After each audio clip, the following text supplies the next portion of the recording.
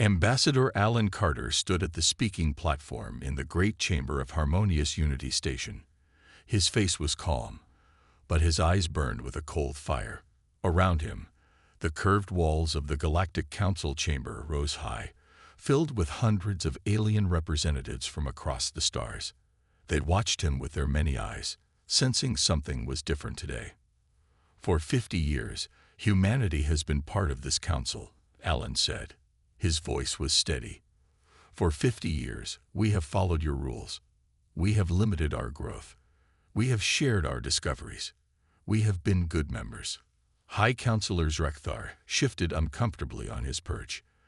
The tall, insectoid alien's antennae twitched as they always did when he was nervous. He had been in power for over 200 years and had seen many heated debates, but something about the human's tone worried him. And yet, Alan continued, when our colony on New Eden asked for help against the Vorax swarms, this council voted no. 20,000 human lives were lost. Dr. Lisa Wright stood near the chamber entrance. As Alan's chief advisor and a leading expert on alien biology, she had warned this day would come. She watched the alien representatives carefully, noting which ones looked away in shame and which ones remained defiant. The Council's ruling cited non-interference protocols.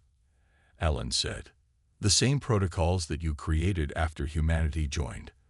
The same protocols that somehow never apply when your worlds are threatened.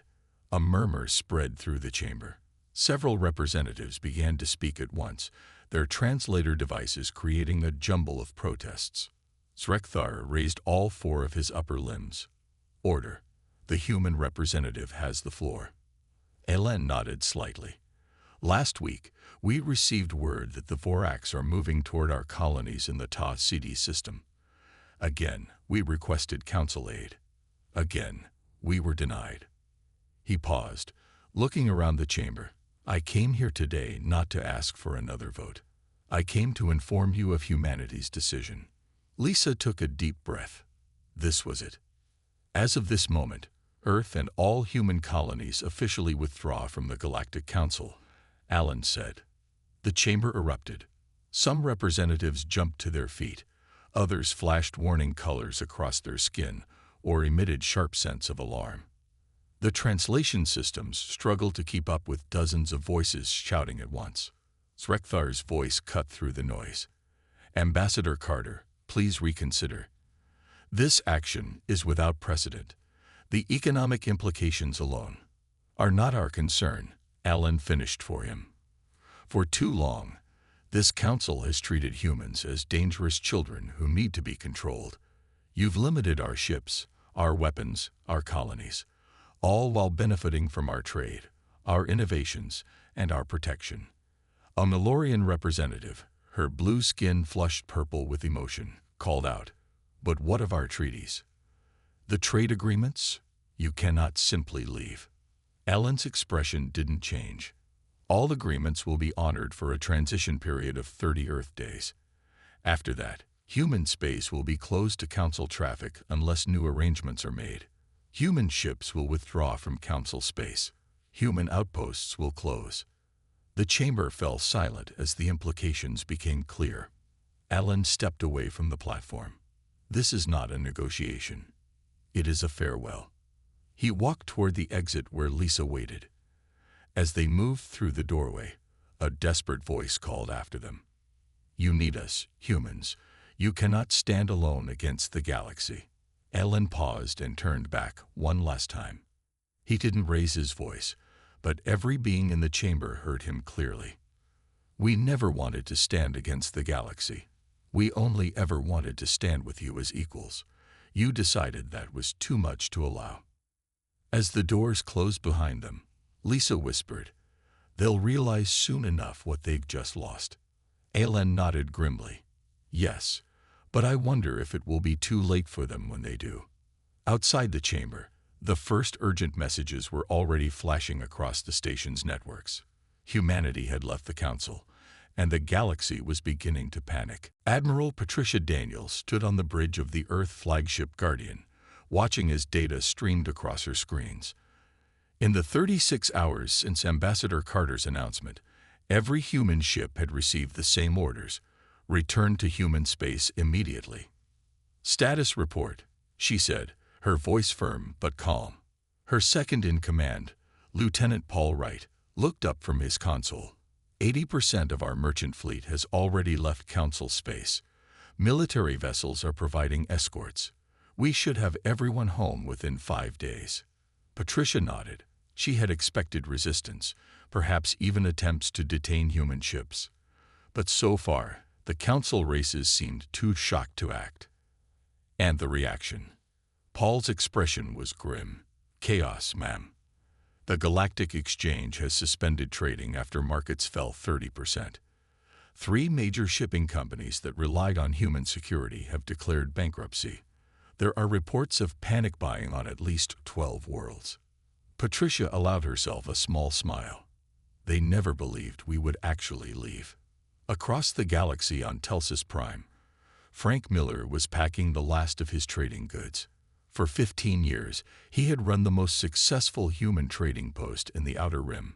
His shop had been the place where aliens could find Earth goods they couldn't get anywhere else. The door chimed as another customer entered. Frank didn't look up. "We're closed. Final day of business." "Please," came a warbling voice. "I need medicine for my child." Frank turned to see Nira, a regular customer. Her skin was a pale green today, a sign of distress among her species. Frank sighed. "What do you need?" "The fever drops. The ones only humans make." Frank reached under his counter and took out a small blue bottle. "This should last a month. It's my last one." Nara's many eyes blinked rapidly. "But after that, my little one needs this medicine." "I'm sorry. You'll have to speak to your council representatives about that." Frank handed her the bottle. "No charge." As Nira left, 3 more aliens entered. One stepped forward, a tall Viridian with glittering scales. She was Madame Lorix, one of the wealthiest merchants on the planet. "Mr. Miller," she said, "I wish to make you an offer. Stay here. Continue your business. I will triple whatever Earth is paying you to return." Frank shook his head. "It's not about money, Madame Lorix." "Then what?" "Security. I can provide guards. Better facilities. I can arrange that too." Frank closed his packing case with a snap. "Your council had 50 years to treat us as equals. 50 years to listen when we warned about the Vorax. Now those same Vorax are headed toward my family's colony, and the council still does nothing." Madame Lorix's scales darkened. "But you cannot blame all of us for the council's decision." "I don't," Frank said. "But I also can't stay." In the council security headquarters, Chief Glaxon Rem was drowning in reports. His webbed hands moved quickly across multiple screens as he tried to process the flood of information. A junior officer approached nervously. "Sir, we have confirmed reports of pirate activity in the Tarjan sector. 3 merchant vessels attacked in the last 12 hours. Glaxon's gills fluttered in agitation. "That sector was patrolled by human ships." "Yes, sir. The pirates seem to know the humans have withdrawn. Redirect the Council patrol vessel from Sector 9. The junior officer hesitated. "Sir, that vessel is currently responding to similar reports in the Proxima trade route." Glaxon's large eyes blinked slowly as the reality sank in. The humans have been quietly securing dozens of trade routes across Council space. Without them, there weren't enough ships to cover even the major sectors. "Sir," the officer added, "we're also getting the first reports from the border regions. The Vorax swarms have increased their activity by 60% since the human announcement." Glaxon stared at the strategic display, watching as red warning indicators multiplied across the map. The humans had been gone for less than 2 days, and already the carefully maintained peace was unraveling. "Send an urgent message to High Counselor Zrekthar," Glaxon ordered. "Tell him we need to reconvene the emergency session." The officer nodded and hurried away. Glaxon turned back to the display, his normally blue skin now ash-gray with worry. "It's only just beginning," he whispered to himself. General Eric Summers walked through the secure doors of Lunar Base Armstrong, nodding to the guards who snapped to attention. The base, hidden beneath the gray dust of Earth's moon, had existed for 30 years. Yet until today, fewer than 50 people in the galaxy knew of its true purpose. "Status report," he said as he entered the command center. Dr. Nicole Foster looked up from her display. Unlike most of the military personnel in the room, she wore a simple lab coat over civilian clothes. Her eyes were tired but bright with excitement. "All systems are coming online, General. The defense grid is at 60% and rising." Eric studied the massive display that dominated the center of the room. It showed the Sol system and nearby space. Hundreds of small blue dots represented human ships returning home. Around them, a web of thin gold lines began to appear, spreading outward from Earth. "How long until the shield network is fully operational?" Eric asked.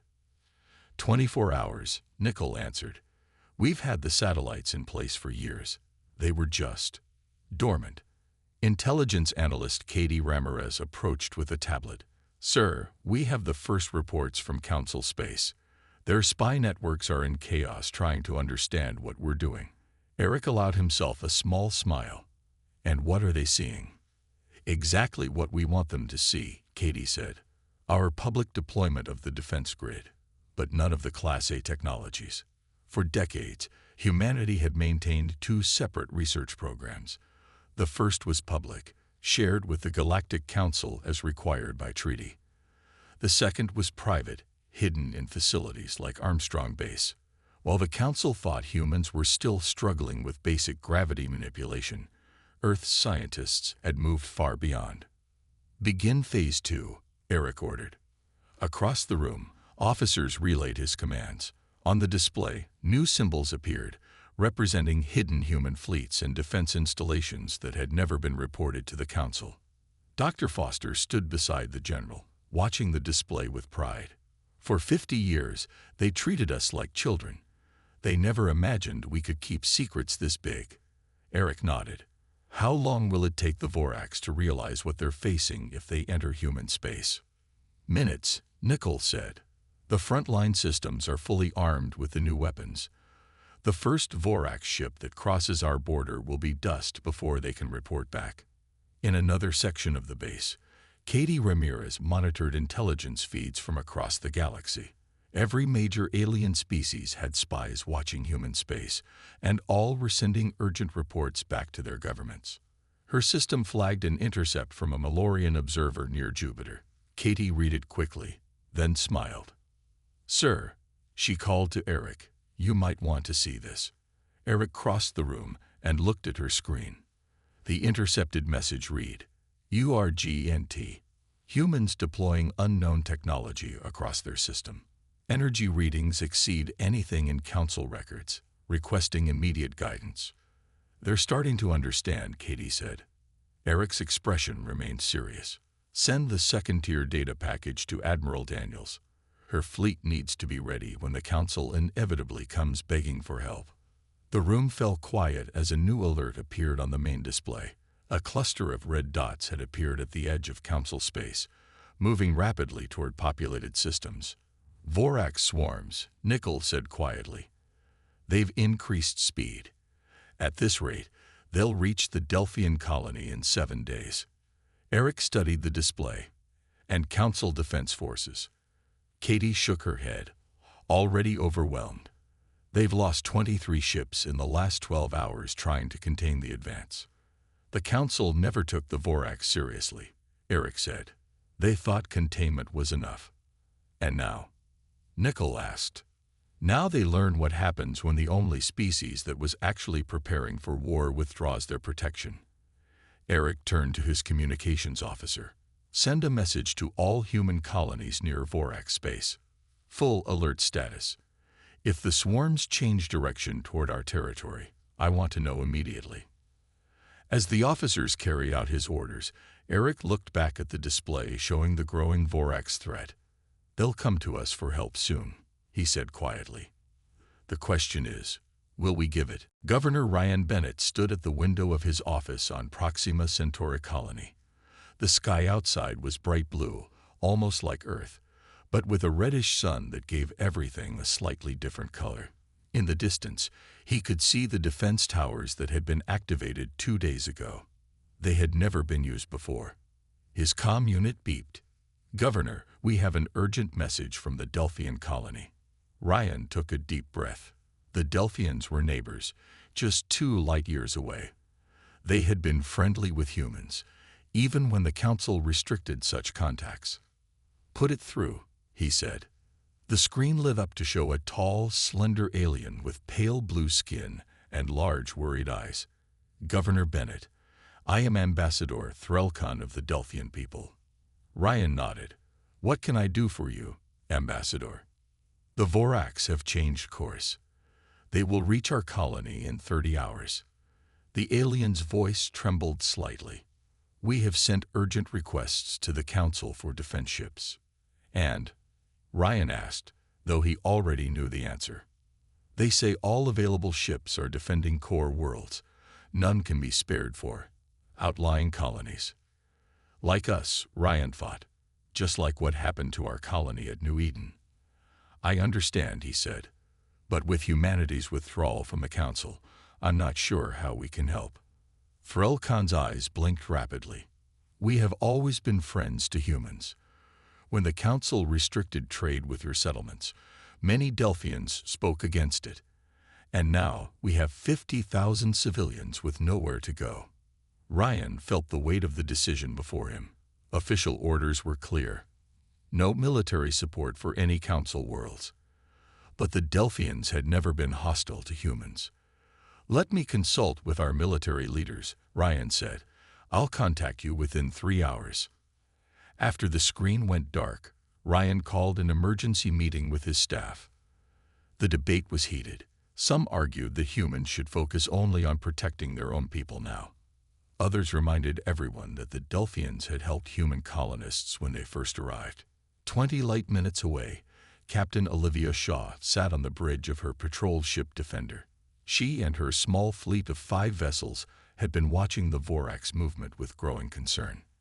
"Captain," her sensor officer called out, "I'm detecting a massive energy surge from the Vorax fleet.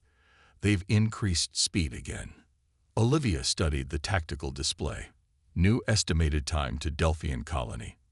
22 hours, Captain." Olivia's communication officer turned from her station. "Captain, we're receiving a message from Governor Bennett."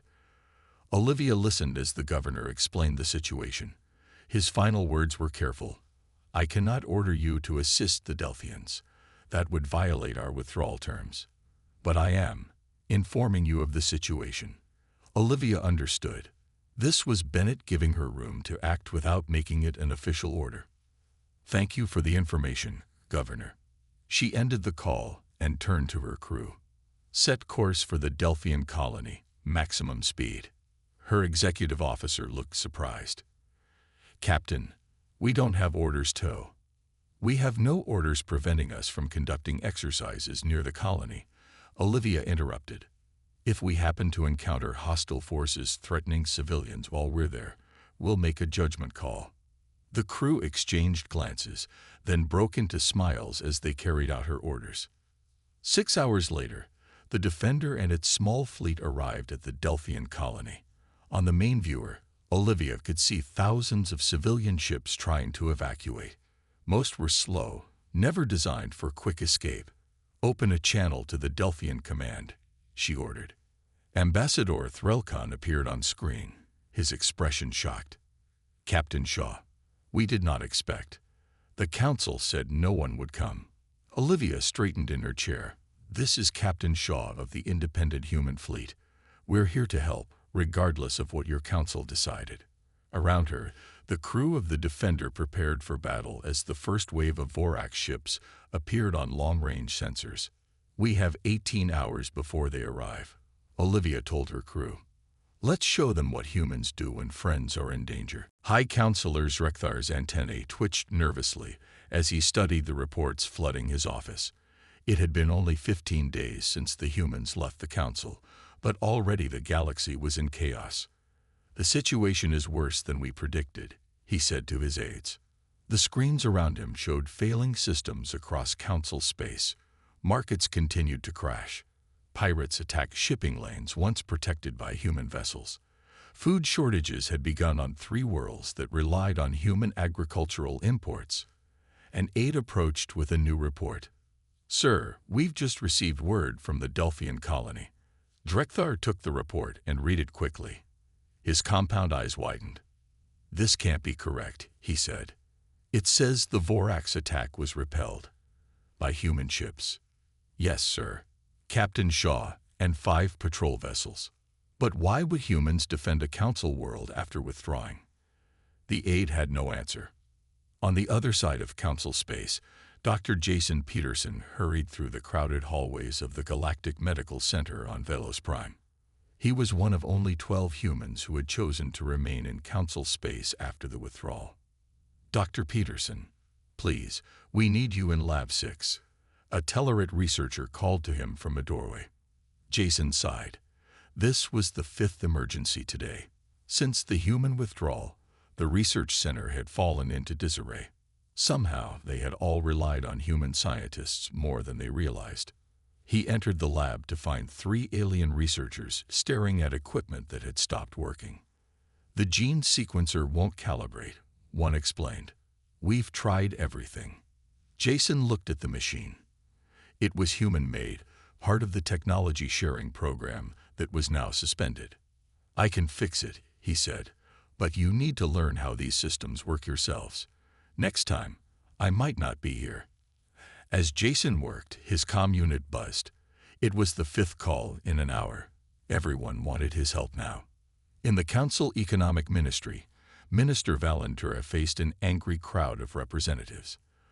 The tall, elegant alien's normally peaceful demeanor was strained as she tried to calm the shouting voices. "Please, one at a time," she called. A Malorian trade envoy spoke first. "My world has lost 60% of its shipping capacity. Without human transport ships, we cannot move our goods to market." A reptilian saurian was next. "The terraforming project on our colony world has stopped completely. The human engineers left, and no one else understands their methods."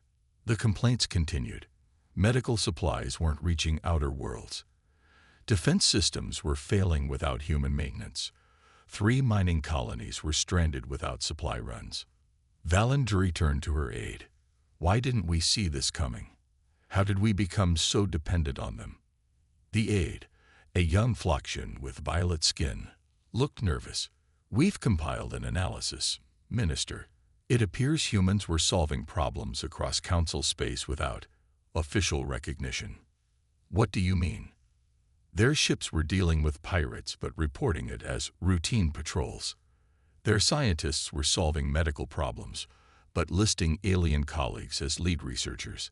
Their engineers were fixing infrastructure, but calling it scheduled maintenance." Valandre stared at the data in shock. They were quietly holding everything together. The door opened, and High Counselor Zrekthar entered, looking tired and worried. "Minister Dre, I've just come from a security briefing. The Vorax have taken 2 more systems since yesterday. Our defense fleet is overwhelmed," Drekthar finished. "And now we have reports that human ships defended the Delphian colony." Valandre looked surprised. "They helped? After we refused to help them?" "Yes, and they succeeded where our ships have failed." Drekthar's voice dropped lower. "We never realized how much we depended on them. Without humans, the entire system is failing." Minister Dre looked at the screens showing disasters unfolding across council space. "We need to speak with the humans. Immediately." "They aren't answering our calls," Drekthar said. "And based on these reports, I'm beginning to understand why." Admiral Patricia Daniels stood on the bridge of her flagship, watching the massive holographic display that showed the battle unfolding against the Vorax swarms. The enemy had finally made the mistake she had been waiting for. They had pushed into human territory, thinking that humanity would be as weak as the council races. "All ships, execute Battle Plan Omega," Patricia ordered, her voice calm but firm. Around her, the crew worked with quiet efficiency. They had trained for this moment for years. "Deploying phase shields," her weapons officer reported. The massive human fleet began to glow with a blue energy that the Council races had never seen before. When the first Vorax energy beams hit the shields, they didn't just stop. They were absorbed and redirected. Phase shield holding at 100%, the officer called out. Energy recapture systems functioning perfectly. Patricia nodded. This technology had been one of humanity's most closely guarded secrets. The Council believed humans still used basic deflector shields. They had no idea that human scientists had developed shields that could capture enemy weapon energy and reuse it. Begin counterattack, Patricia ordered. Across space, hundreds of human ships moved in perfect coordination. Unlike the Council fleets that fought in rigid formations, human vessels flowed like water, constantly moving and adapting. The Vorax, used to fighting the predictable Council ships, seemed confused by the human tactics. In a research station near the battle, Dr. Lisa Wright studied the Vorax ships on her screens. For years, she had been analyzing their biology and technology, looking for weaknesses that the Council had never found. Admiral, she called over the secure channel. My data shows their lead ships are using a new type of organic armor. Target their junction points at coordinates I'm sending now. Patricia received the data and immediately relayed the targeting information to her fleet. All ships adjust targeting parameters. Concentrate fire on the coordinates Dr. Wright has identified. The effect was immediate and devastating. The human ship's weapons hit the weak points in the Vorax armor, causing cascading failures throughout their biological systems. The massive alien ships began to break apart, their strange organic technology unable to repair itself fast enough. On Earth, military strategist Stephen Garcia monitored the battle from command headquarters. Around him, officers watched in silence as the human fleet executed battle plans that had been developed in secret for decades. The Vorax are retreating in sectors 4 through 7, an analyst reported. Stephen nodded. Just as we predicted. They'd never faced an enemy who understood their biology before. He studied the tactical display, which showed the Vorax swarms pulling back from multiple sectors they had previously conquered from the Council. The alien forces seemed to be in disarray, unused to facing effective resistance. Sir, a communications officer called out. We're receiving urgent messages from 6 Council worlds near the battle zone. They're requesting information about what's happening. Stephen smiled slightly. Tell them human forces are engaged in standard defense operations. No further details. Let them wonder, he thought. Let them see what humanity could really do when not held back by Council restrictions. Back on the flagship, Admiral Daniels watched as the last Vorax ships fled the battle zone. The victory had been decisive. Not a single human ship had been lost, while nearly 40% of the Vorax fleet had been destroyed. Send the data to all human colony worlds, she ordered. The Vorax aren't invincible. We've proven that today. Her communications officer looked up. Admiral, we're receiving calls from Council worlds in nearby systems. They want to know if we'll extend protection to them as well. Patricia's expression remained neutral. Forward those requests to Earth Command. Those decisions aren't ours to make. She turned back to the view screen, watching as her fleet regrouped. The Vorax had troubled the galaxy for centuries. The Council had never found a way to defeat them, only contain them. And now, in less than 6 hours, a human fleet had done what the combined Council forces never could. Set course for Earth, Patricia ordered. Our work here is done. President Julia Morgan stood at the window of her office in the White House, looking out at the garden. Spring flowers were blooming, creating a peaceful scene that contrasted sharply with the chaos unfolding across the galaxy. An aide entered quietly. Madam President, they're here. Julia nodded. Show them in. She turned as the doors opened to admit a delegation of aliens. High Counselor Zrekthar led the group, his tall, insectoid form moving with careful dignity. Behind him came representatives from 7 major council races. All looked tired and worried. General Eric Summers stood to one side of the room, his face showing no emotion. This was the moment they had been working toward. "Welcome to Earth," Julia said. "This is the first time a council delegation has visited our homeworld." Zrekthar's antennae dipped slightly. "We thank you for allowing this meeting, President Morgan." "You requested it with some urgency," Julia replied. "Please, sit." The aliens took their places at the large conference table. Julia noted how they glanced around at the simple room with surprise. The council probably expected something more grand. "We have come to discuss the current crisis," Drekthar began. "As you know, since humanity's withdrawal, the Vorax have conquered 8 council systems. Millions have died. Millions more are refugees." Julia remained silent, waiting. "Our defense fleets cannot stop them," Drekthar continued. "Yet we have seen evidence that human ships have successfully defeated Vorax forces." "We defend our territory," General Summers said simply. A Malorian representative leaned forward. "The Vorax will not stop with council worlds. Eventually, they will turn all their forces toward human space." "We're prepared for that possibility," Julia replied. "But at what cost?" asked Zrekthar. "Even if humans can defeat the Vorax, the fighting will devastate this region of the galaxy. Cooperation would benefit us all." Julia looked at each alien delegate in turn. "For 50 years, we offered cooperation.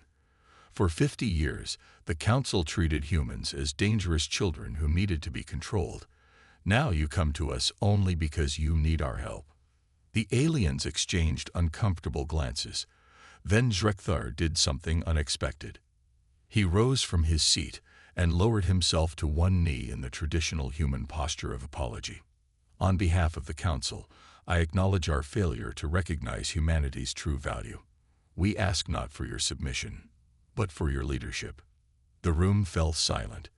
Julia looked at General Summers, whose expression showed his surprise. "Please explain," Julia said carefully. Zrekthar remained kneeling. "We propose a restructuring of the Galactic Council. Humanity would have equal standing with the founding races. All technology restrictions would be lifted. Joint defense forces would be established, with human commanders where their expertise is needed." Julia studied the alien leader. "And if we refuse?" "Then we will likely perish," Zrekthar said simply. "And after the Council falls, humanity will face the Vorax alone." Julia walked slowly around the table. "The terms you offer now are the same ones we requested for decades." "Yes," admitted Zrekthar. "Our fear blinded us to your true nature. We saw your adaptability and strength as threats, not assets." Julia stopped before him. "Rise, Counselor. This is not how equals meet." Zrekthar stood, his compound eyes fixed on her face. "I will bring your proposal to our global assembly," Julia said. "But I must be clear, if humanity returns to galactic society, it will be as true partners, not as subordinates." "We understand," Zrekthar said. "In the meantime," Julia continued, "we will send ships to assist with evacuations from the systems nearest to Vorax space. General Summers will coordinate with your defense forces." After the aliens had left, Julia turned to her general. "What do you think?" Eric's face was thoughtful. "They're desperate, but also sincere, I believe." Julia nodded. "Prepare the emergency response fleet and send word to Ambassador Carter. His negotiation skills will be needed again." As she looked out the window once more, Julia felt the weight of the decision before her. Humanity had proven it could stand alone. Now they had to decide if they were ready to lead. 1 year later, High Counselor Alan Carter walked through the Grand Hall of Unity Station. The new council headquarters orbited Earth, a symbol of the changed balance of power in the galaxy. Alien representatives from over 200 worlds moved through the halls, many nodding respectfully as Alan passed. "The Tellarite delegation has arrived, sir," his aide said, keeping pace beside him. Alan nodded. "Show them to Conference Room 3. I'll join them shortly." When humans had agreed to rejoin galactic society, they had done so on their own terms. Alan, once merely an ambassador, was now the first human High Counselor. The Council itself had been reformed, with humans holding equal authority to the founding races. In the technology wing, Dr. Nicole Foster supervised a group of alien scientists working with human equipment. The technology sharing program had resumed, but now it was a true exchange rather than the one-sided monitoring of the past. The defensive shield generators are ready for installation on the outer colonies, Nicole told the Delphian engineer. Your people can begin production next month. The Delphian bowed slightly. My world is grateful. With these defenses, our people will never again face the threat of extinction. Nicole smiled. That's the goal. Security for everyone, not just the core worlds. Throughout Council space, human ships now openly patrolled trade routes. Pirates, once a growing threat, had all but disappeared in the face of Earth's advanced vessels. The shipping lanes were busier than ever as commerce flourished under the new protection. In the medical division, research teams of mixed species worked on curing diseases that had plagued the galaxy for centuries. With human innovation now welcomed rather than feared, breakthroughs were happening weekly. Ellen entered the main council chamber, where representatives from dozens of worlds waited. The chamber fell silent as he took his place at the center podium. Today marks 1 year since the reformed council began its work, Ellen said, and I am pleased to report that the Vorax threat has been contained. A murmur of approval ran through the crowd. The joint human-alien fleet had pushed the Vorax back to their home territory, using tactics developed by human military strategists combined with the deep knowledge of alien scientists. More importantly, Allen continued, the refugee crisis has been resolved. All displaced peoples have been resettled, and reconstruction of damaged worlds is ahead of schedule. From his seat in the chamber, former High Counselor Zrekthar watched with a mix of emotions. He had stepped down willingly to make room for human leadership, understanding finally that his people's fear had nearly doomed them all. After the session ended, Allen found Zrekthar waiting in a quiet corridor. You have accomplished in 1 year what the old council could not do in a century, the insectoid said. Allen shook his head. Not just humans. All of us, working together properly for the first time. Still, your people have changed everything. Some races still fear what humans might become. And you? Allen asked. Do you still fear us? Zrekthar's antennae moved in the gesture of his people's laughter. I fear what would have happened had you truly left us to face the darkness alone.